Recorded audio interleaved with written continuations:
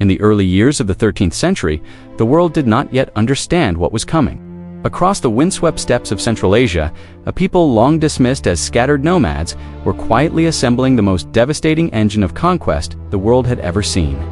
They owned no cities, they built no monuments, they minted no coins. And yet, within a single lifetime, they would create an empire that stretched from the Pacific Ocean to the edge of Europe. The Mongol Empire did not rise because of gold, trade, or bureaucracy. It rose because of speed, discipline, and an almost brutal efficiency. At its core was a system perfectly adapted for war on open land. Mongol armies did not march, they flowed. Every warrior was a mounted archer, trained from childhood to ride and shoot with lethal precision. They carried their homes with them, lived off their herds, and required no supply lines in the way settled armies did, where traditional empires depended on roads, warehouses, and taxation. The Mongols depended on mobility and fear. Conquest came quickly. Cities that resisted were erased. Those that surrendered were spared and absorbed. Within decades, China, Central Asia, Persia, and vast swaths of Eastern Europe fell under Mongol control. It was not just an empire of territory, it was an empire of intimidation. Stories of annihilation traveled faster than Mongol horses, often breaking resistance before armies even arrived. But beneath this terrifying success lay a critical flaw. The Mongols were masters of destruction, but amateurs at administration. They conquered lands whose economies were infinitely more complex than anything they had known on the steppe. Agricultural societies, urban trade networks, sophisticated tax systems, and monetary economies suddenly fell into the hands of rulers who had never needed any of them. At first, the Mongols solved this by leaving local systems intact. Existing officials were kept in place. Tribute flowed upward. The empire fed itself by taking, not managing. For a time, this worked astonishingly well. The Mongol world became safer for long-distance trade than it had ever been before. Merchants traveled from China to the Mediterranean under Mongol protection. Goods, technologies, and ideas moved freely across Eurasia.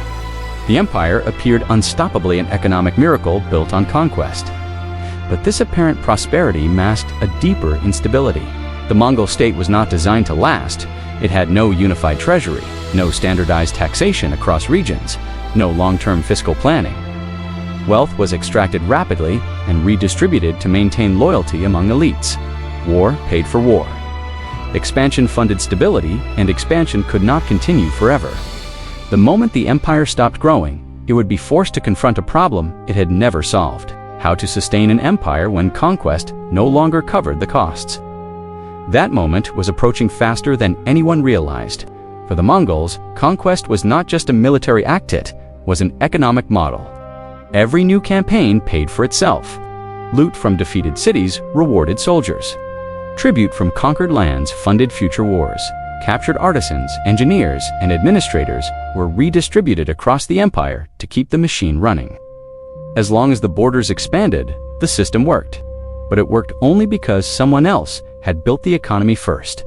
The Mongols inherited complex financial worlds they barely understood. In China, they encountered paper money, grain taxation, and massive state granaries. In Persia, they found coinage systems, credit networks, and agricultural land assessments refined over centuries. In the Islamic world, they absorbed cities whose prosperity depended on delicate balances of trade, irrigation, and taxation. Instead of integrating these systems into a coherent imperial structure, the Mongols treated them as sources of extraction. Local officials were often kept in place, but their role changed. They were no longer administrators managing growth. They became collectors feeding a distant ruling elite. Taxes rose sharply. Emergency levies became permanent. Agricultural surpluses were seized to support armies that no longer brought new wealth home. Most dangerously, the empire lacked a central financial authority. Each region operated semi-independently: the Yuan dynasty in China, the Ilkhanate in Persia. The Golden Horde in the West each ran its own treasury, issued its own currency, and pursued its own fiscal policies. There was no unified budget, no shared debt system, and no mechanism to balance surplus regions against failing ones. This fragmentation would prove fatal. In China, Mongol rulers struggled to fund their enormous court and military without alienating the population. They leaned heavily on paper currency, printing vast quantities to meet expenses. At first, it seemed like a solution, but paper money only works when backed by trust. Trust evaporates quickly when coins multiply without restraint. Inflation followed. Prices rose. Grain shortages worsened. Taxes became unbearable. Farmers abandoned land. Merchants hoarded silver and refused paper notes. The state responded by printing more money, deepening the crisis. In Persia, the problem was different, but equally destructive. The Mongols imposed crushing tribute demands on a fragile agricultural system already damaged by conquest. Irrigation networks fell into disrepair. Farmland turned to desert. Tax revenue collapsed not because rates were too low, but because the economic base itself was dying. To compensate, the Ilkhanate borrowed heavily from merchants and religious institutions, promising future repayment that never came. Confidence vanished. Credit froze. Trade routes emptied. The Mongol Empire had conquered the world's richest regions, but it did not know how to keep them rich. Even worse, the ruling elite had grown accustomed to enormous rewards. Generals expected land grants, princes demanded revenue streams. Loyalty was purchased with wealth extracted from populations already pushed to the brink. When expansion slowed, the numbers stopped adding up. The empire had become a structure that consumed more than it produced, and the bill was coming due. Conquest is cheap compared to governance. This was the paradox that slowly strangled the Mongol Empire. When the Mongols were on the move, costs were low. Armies lived off the land, victories paid for themselves. Loot replaced logistics. Speed replaced bureaucracy. But once the empire reached its maximum extent, movement stopped and expenses exploded. Ruling the largest land empire in history required permanence, and permanence is expensive. First came the courts. Every Khan maintained an enormous royal household. These courts were not symbolic, they were economic black holes. Thousands of attendants, guards, concubines, scribes, translators, cooks, musicians, astrologers, and advisors had to be fed, clothed, and paid. Luxuries once taken as spoils of war silk, silver, spices, horses became expectations, not bonuses. Multiple courts existed simultaneously. There was no single capital. The Great Khan in China, the Ilkhan in Persia, the Golden Horde in the West all maintained rival centers of power, each draining local economies to sustain imperial lifestyles modeled on conquistera XSS. Then came the armies. The Mongols had built their empire on cavalry warfare, but stationary rule required standing forces. Garrisons were placed in cities that had once been enemies. Soldiers who once expected loot now demanded regular pay. Horses needed fodder. Weapons needed replacement. Roads, bridges, and relay stations required constant upkeep to maintain imperial communications. The famous Yam postal system, one of the most sophisticated logistics networks of the medieval world, became another financial burden. It allowed messages to travel thousands of miles in days, but maintaining it required tens of thousands of horses, riders, inns, and supplies. What had once enabled conquest now drained treasuries. Most critically, revenue did not scale with expenses. The Mongols had no tradition of long-term fiscal planning. They did not think in terms of sustainable tax bases or economic growth. They thought in terms of extraction. Take what exists now because tomorrow is uncertain. This mindset worked in war. It failed in peace.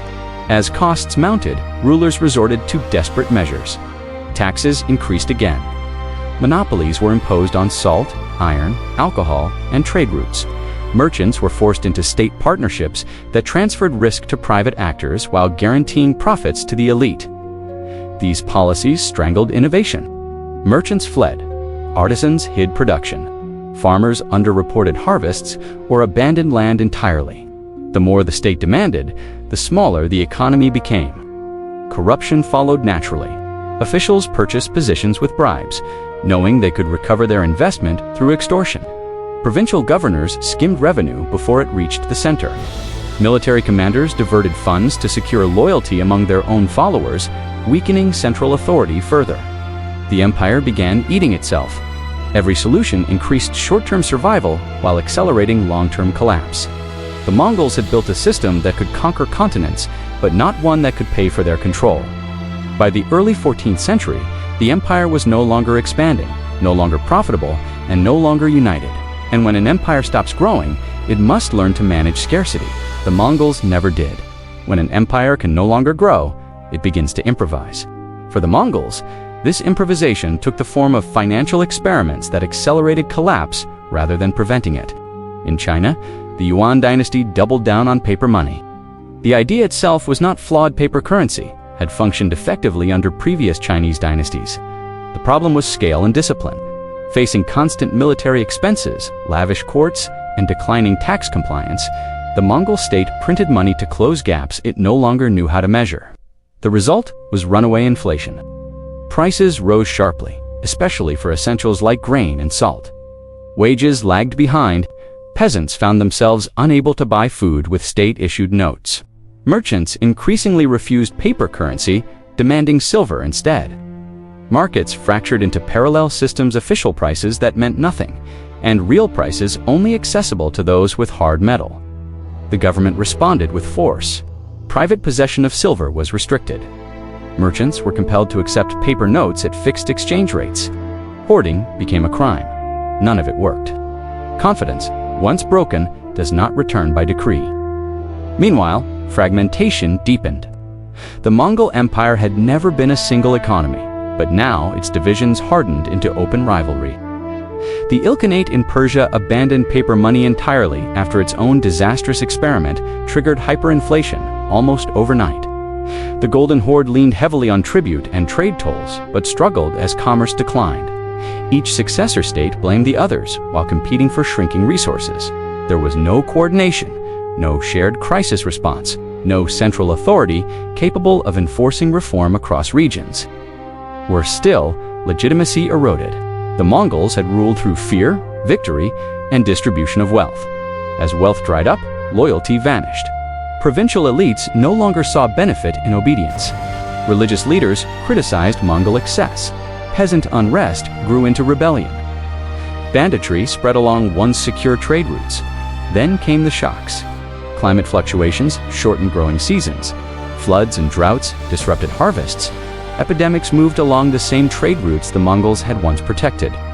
Tax revenue collapsed further. Military units went unpaid. Garrisons mutinied or dissolved. In China, the Red Turban rebellions erupted, fueled by famine, inflation, and hatred of foreign rule. In Persia, local dynasties reasserted independence as the Ilkhanate disintegrated. In the West, the Golden Horde fractured into rival khanates that fought one another over scraps of the old system. This was not a sudden collapse. It was an accounting failure unfolding in slow motion. The empire had no reserves, no buffers, no fiscal tools to absorb shock. When stress arrived, everything failed at once. By the mid-14th century, the Mongol Empire existed in name only a patchwork of states, bound by shared ancestry, but divided by incompatible economic realities. The greatest empire the world had ever seen had not been defeated by an external enemy. It had bankrupted itself. Empires rarely die in a single moment. They decay quietly, in spreadsheets no one reads, in budgets that never balance, and in assumptions that remain unchallenged long after reality has changed. The Mongol Empire did not collapse because its armies were defeated. Militarily, Mongol tactics remained formidable, even in decline. What failed was something far less dramatic and far more decisive. The economic logic that sustained the empire no longer matched the world it ruled. At its core, the Mongol system was built on expansion economics. Growth paid for loyalty. Conquest funded governance. Plunder substituted for taxation. As long as borders expanded, the system appeared brilliant. But expansion has limits. Geography, resistance, and diminishing returns eventually slow every empire. When that happened, the Mongols had no alternative model ready. They had never invested in institutions designed for sustainability. There was no unified treasury capable of reallocating resources during crisis, no standardized taxation system that encouraged productivity rather than flight, no independent fiscal oversight to restrain excess spending by courts and commanders. Money existed to reward loyalty, not to manage stability. Worse, economic signals were ignored. Inflation was treated as a moral failure rather than a structural warning. Declining trade was blamed on merchants instead of policy. Falling agricultural output was met with higher taxes rather than reform. Each response addressed symptoms while deepening the disease. This pattern is not unique to the Mongols. History is filled with states that confused prestige with prosperity, that believed strong symbols of currency, a palace, an army could substitute for healthy fundamentals, that demanded sacrifice from producers to protect the image of power held by elites.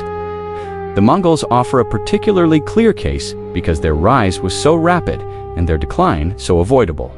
Had they restrained court spending, invested in irrigation and infrastructure, harmonized fiscal systems across regions, or reduced reliance on extraction, the empire might have stabilized. It would not have remained unified forever, but it could have endured far longer. Instead, they doubled down on the habits of conquest in a world that required management. The ultimate irony is this: the Mongols unified Eurasia more effectively than any power before or after them. They created safe trade routes, standardized communication, and linked distant economies. They built the foundations of globalization centuries ahead of time, but they never learned to govern the economy they connected. The empire collapsed not because it was too large, but because it was financially incoherent. The lesson is timeless. Power that cannot account for itself will always outrun its own resources. An empire that measures success by what it takes rather than what it sustains is already in decline even. At its peak, the Mongols conquered the world. They just couldn't afford to keep it. When the Mongol Empire finally fractured, the world it left behind was profoundly changed. Trade routes remained. Technologies continued to spread. Ideas, religions, and diseases still moved across the Eurasian landmass the Mongols had once unified. In that sense, their legacy endured. But the political and economic structure that made this connectivity possible vanished almost completely.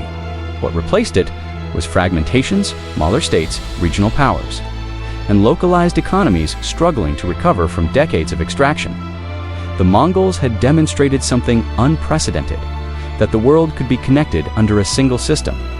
But they also demonstrated something equally important, that connection without governance is fragile.